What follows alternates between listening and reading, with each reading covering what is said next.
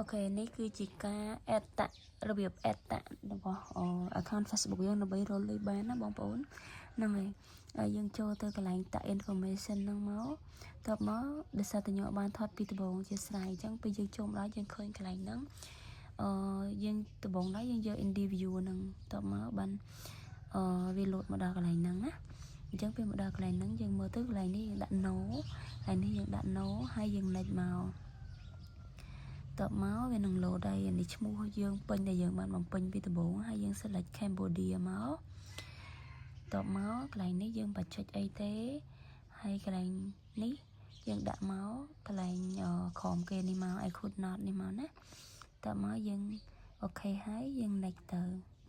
នេះគឺជាព័ត៌មានដែលយើងបានបំពេញពីដំបូងដែលខ្ញុំបានថតណានិយាយដែរហ្នឹងហើយអញ្ចឹងវានឹងលោតមកបែបហ្នឹងជិះយើងផ្ទៀងមកទីតាំងយើងដាក់